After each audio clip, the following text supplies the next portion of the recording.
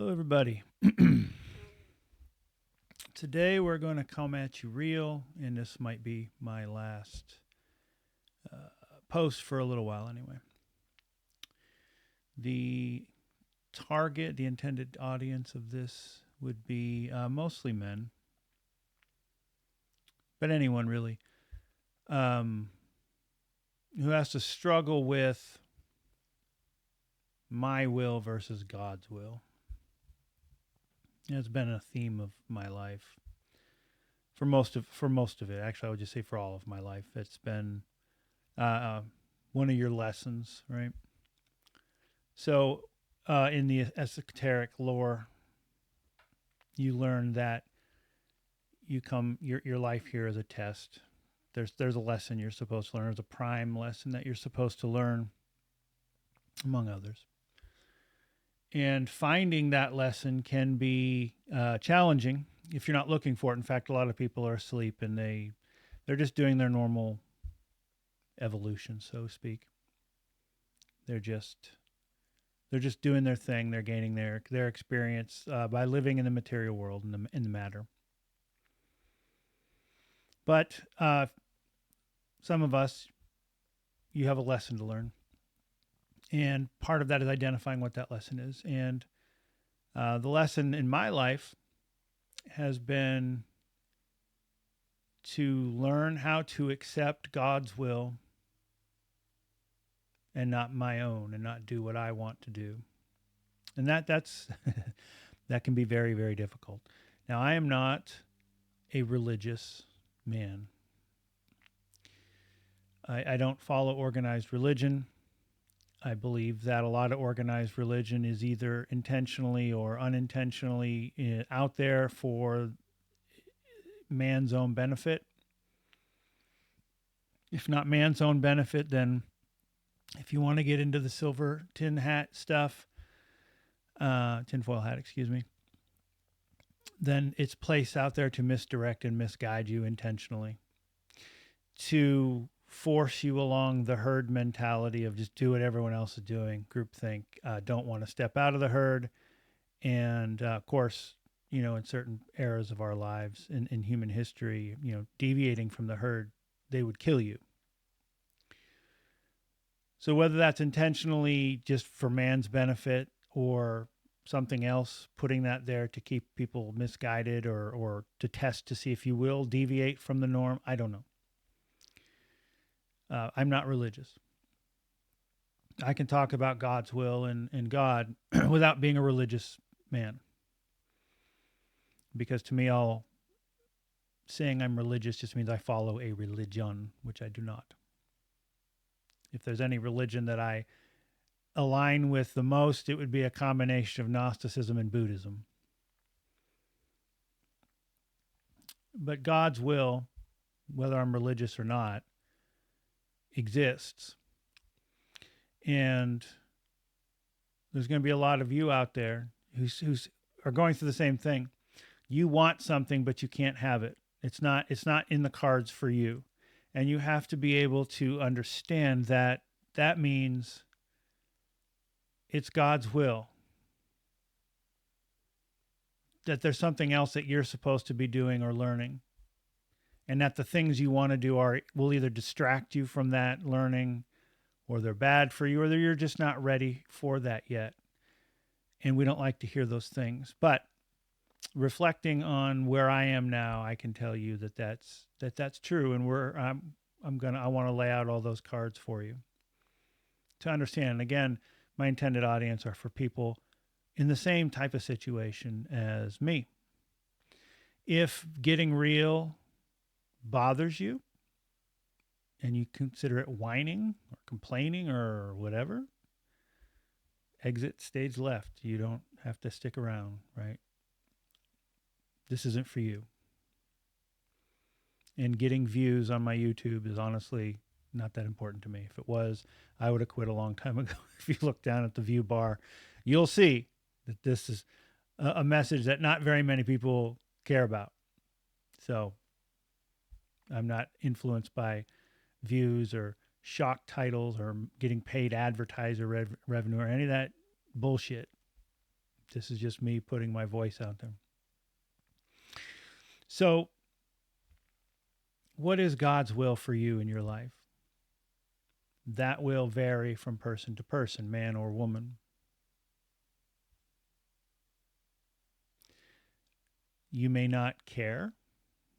You may just go through life doing your thing. Go to work, come home, do whatever. Maybe you're lucky now these days and you're married and actually have a good relationship with the person, have family. Those things used to be very important. Those things are important to me. And that was one of the things that I always wanted. In fact, I would say in my life, going on almost 50 years, if there was a thing that I wanted most, it would have been to have my own family. And that was never something that was in my cards. When I was very young, I had someone do a natal chart for me. And whether you believe in astrology or not is irrelevant. Astrology believes in you. If you're watching this channel, you probably have at least some inclination into astrology anyway. But anyhow, I was told, relationships are not going to be your thing. Friendship or otherwise, this life for you is a very lonely time by design. Now, when you're like 15 years old, you don't really understand the gravity of that because your whole life's still in front of you. Being at the end of my life now and looking back, I see where the benefits of that came from. But walking a path by yourself for most of your life is not something most people can do without ending it, which is why a lot of people end their lives prematurely. They're isolated and lonely. And that is I cannot describe to you, if you've never had to go through true loneliness, no wife, no partner, no family, very few friends, if any, what that feels like to those people. And I've walked a good portion of my life in that. It is, there's no word for it. Loneliness doesn't even begin to encapsulate what that is. But most people can't do it, and they go nuts. Look at COVID. Look at COVID when the lockdowns happened and people had to be locked down. For me, and one of the reasons why I moved out to the desert was when COVID started in 2020, I laughed. I chuckled. I'm like, everyone around me was losing their minds because they weren't allowed to go out and party and hang out with each other. I'm like, I've been isolated most of my life. This is every day for me. And these people couldn't even do it for a few months. And they literally went nuts. And I know if you've lived through it, the COVID lockdowns, you know exactly what I'm talking about. People lost their damn mind because they couldn't socialize and hang out. And that was just for a few months. Now I want you to imagine 40, 50 years of that and what that can do to someone. You have to be a special type of person. Now, I know a few people in my life who claim they're lone wolves. Most of them are married, which you're not a lone wolf if you're married and you have someone with you, because you have someone with you.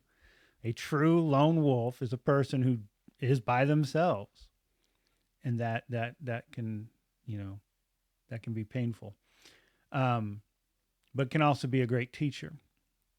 And so, one of the things I wanted that my will was to have a family. My will was to have a wife and have children and do all those things. That's what I wanted more than anything for a good portion of my life, from my 20s and my 30s. That was probably my prime directive, and that was what I was trying to do. And it never worked out, especially today with the social media stuff. Everyone's brains are destroyed by social media and online dating and all that. You're not getting anywhere with that. Very few people. And I know some will step up and go, well, I found my wife on online dating like 20 years ago. It's like, yes, 20 years ago was a lot different than it is today. And even back then it was getting hard. We were doing sociology reports on the potential dangers of it back in 2005. And a lot of that stuff came true today. If you're privy to any of the dating site metrics, you can see what we talked about in 2005. because it's an obvious pattern that would show up for both sexes. So anyhow, that's deviating. My will, God's will. God's will. The planets do not line up that way. You are supposed to walk this life alone, or mostly alone. And I have struggled with that. Now, I will never end myself, because as an esoteric, I know to do that would be to flush all of the lessons I have accomplished successfully down the toilet and subject me to a host of bad things down the line to recover from that. It would be a waste. There's no point in that. I will never do that. I am too, stubborn. So I will continue to exist the way I do. But I have a no resuscitation order. So when my time comes, I will not be giving the majority of my money to the health industry of the United States. It's like $20,000 just to get a stent, a little tiny little thing put in you. I'm not doing that. When it's my time, it's my time. That's how I look at it. That'll be good. Another thing that I have struggled with,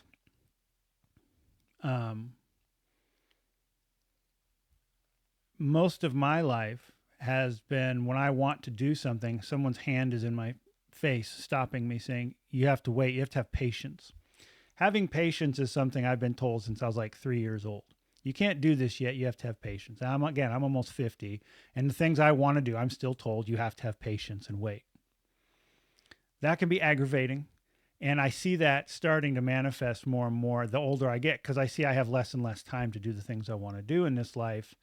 And so when I have someone's boot on my head, pushing my face underwater, telling me that I just have to wait, it frustrates me, and that can manifest, which is one of the catalysts for this video, actually, in thinking about it. There's been a lot of things I've wanted to do that I'm not allowed to do it. And when I meditate on that and I sit down and, my brain will get going, and I can get ill-tempered, because it's like, how long do I have to wait to be able to finally have the things that I've worked for? And for a long time, there was no answer. But since the last few years, where I was essentially destroyed in every matter and had to rebuild myself, my meditation has become a lot clearer. In fact, I now meditate in colors a lot more than I used to. And the colors are they're very vibrant. And that's not my imagination. When you close your eyes, you can see colors. They form shapes, and it's a neat experience, and that's relatively new. It's probably the past 6 months or so that it's accelerated the way it has, and it has enabled me to hear the voice. Why do I have to keep waiting? Why do I have to keep having patience? What does that mean? And when you hear you have to have patience, you have to understand that patience doesn't necessarily mean you'll get what you want in this life. You may get it later on down the road in a different life. That this life is not your will, it's God's will. You have to fulfill your purpose, whatever that purpose is.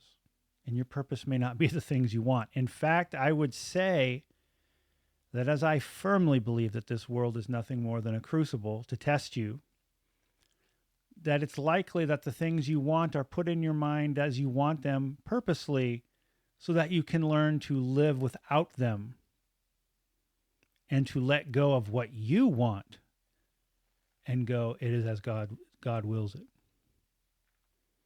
In Freemasonry, we have a saying. It's I serve at the worshipful master's pleasure. I am a servant. I serve at your pleasure. What you want, I will do. Not what I want, I will do. And I find that to be an important lesson in Freemasonry. And I do get disappointed because a lot of the people around me involved in that don't practice that. In fact, you can read it a lot in a lot of places where people exert their own will over their brothers because they want something. And that's going to be a test in my own lodge coming up. I know there's been people putting in a lot of work for things, and there's other people who don't want to have to wait, so they're going to exert their will to jump the line, so to speak. And I know that will impact me. That will freeze me. And I think that's purpose. I think that is on purpose to test me. How will I react to that? Is it truly what if I'm truly serving at the pleasure of the lodge, then you should be able to go along with that. So can I do that?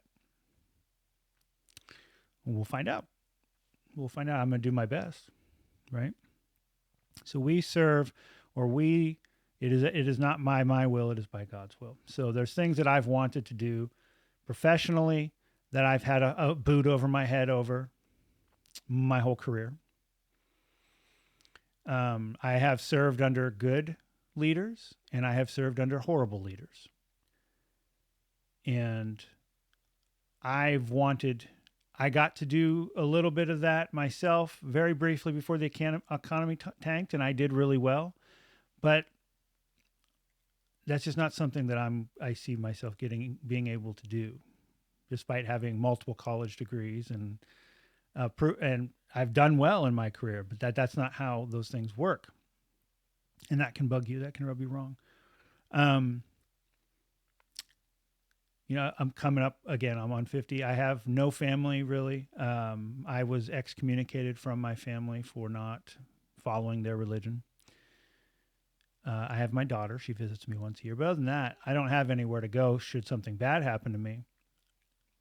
And my career, like many of you, is about to be flushed. And there's people cheering for this. There's people cheering for the destruction of people's livelihoods. I honestly don't know what to do about that. Because at almost 50, my body, I can't just go be a manual labor. And I have, since the COVID, I took the thing that we were supposed to take or else we would get fired. I've had really bad health issues that have come from that the doctors, the day I got that, I had to, that night I was in the emergency room. I thought I was having a heart attack and they didn't know what it was. And since then I've had a couple issues where I had to go to the hospital and they couldn't figure it out. And that was one of the issues that allegedly led to my engagement breaking because I'm not in good health. And I have about a 50% chance of being here in another 5 years. So I know that my time is short with what's wrong with me now that we've had more tests. And so my career, knowing that I can't just jump into a new career, go be a tradesman at 50 years old, making poverty wages. That's not realistic to me. On top of that, some of the things I want to do Masonically, you have to wait 5 to 8 years to do. And I know that there's a good chance I'm probably not going to be on the earth when I'm allowed to do that. So I have to accept that. And those are also, all of these things mount up into, it's never just one issue that socks you. It's being hit in the face over and over and over again and being kicked. It's never usually just one issue that tips someone over. It's multiple issues that come at you. And there's multiple issues that I'm going through right now. All those things, health problems, wanting to do things in the fraternity that I'm not allowed because you have to wait a ton of years for reasons. My own things that I'm working on where people can jump the line and that's going to likely be a thing later on. My relationships with, there's not going to be a family. Trying to do these videos. I struggle with these because I look out at the environment And I see there's so many, everyone's got a voice nowadays. And what am I offering that's different than them? And the answer is probably nothing. Very, very little. I could change that, but it would be grifting. And I have a problem with grifters. I myself cannot do it. So that's one reason why I'm going to probably take a break from doing stuff like this, just because I don't see a real good purpose in this. We tried, I wanted to try to, I've always wanted a group of esoterics around me to have regular meetings and stuff with. Can't, that for whatever reason has also been a thing that has been a hand in my face most of my life. That's not for me, is what I've learned.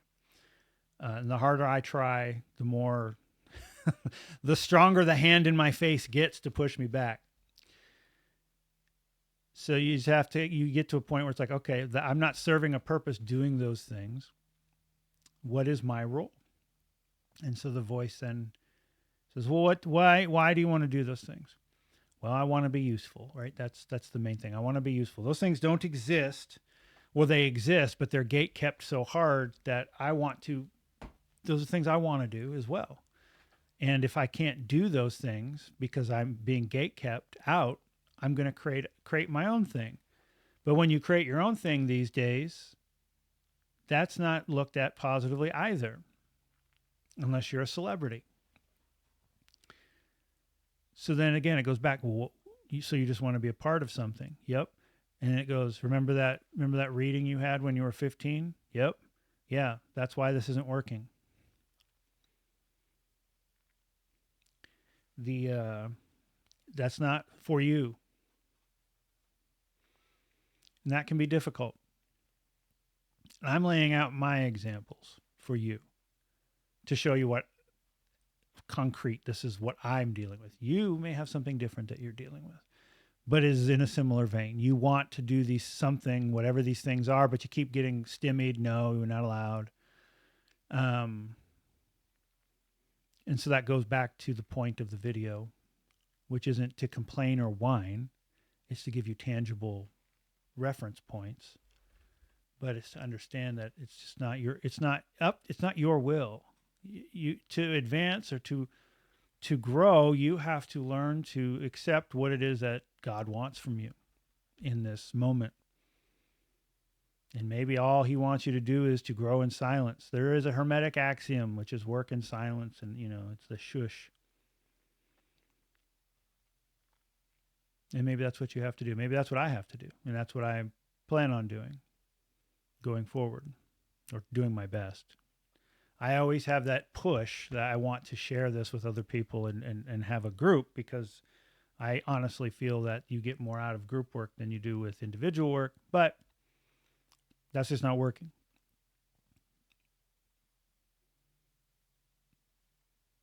It's not God's will for you at the moment.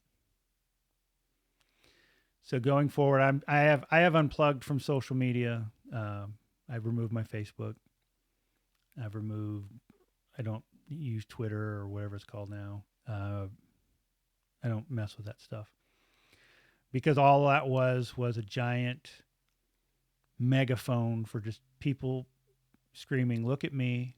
I know I'm doing a video. Look at me." You can compare the two. It's a fair comparison. But it's also everywhere I look, Facebook injects promoted ads now where you can't just silence the people on your feed that are super political, because it injects them for you. So every 12, I counted, for every person on my feed on Facebook, I had to scroll through 12 through 20 ads or people I didn't know who only were talking about politics or how men are shit, the feminism stuff. And I've reached a breaking point where I don't want to read that anymore. And there's brothers in the fraternity doing it. And there's people who want to be in the fraternity doing it. They're attacking other people who aren't in their politics, their political arena, I can't do that stuff anymore. We're supposed to be builders, not destroyers. But that's social media. I think social media has broken our brain. It's gone overboard. And so I just had to get off. So work in silence. Think about what is God's will. Maybe do some meditation. Find what is your lesson that you're supposed to learn here. Follow it. There you go. That's what I'll be doing. That doesn't mean I'm gone forever. I will never post another video because I'm sure I will. I've said it before that I have to take breaks because I get inundated. Life gets annoying, and I need a break from it for a while. And that's kind of where we're at. We're at now. There's just a lot going on. Struggling with trying to stay afloat with in the shit job market. Your career being ripped out from underneath my feet. Walking that tightrope between I have a house or losing my career and being homeless. There's just a lot going on. So leave a comment. Discuss maybe some of the things that may have resonated with you here. If not, if there are no comments, or if you want to just tell me to quit whining, that's fine too. You can post that. Whatever entertains you. But thank you for watching. And I hope 2025 is, I don't know. We'll see what 2025 is. We're going into we're in March now, so we'll see how this turns out. We'll talk to you later.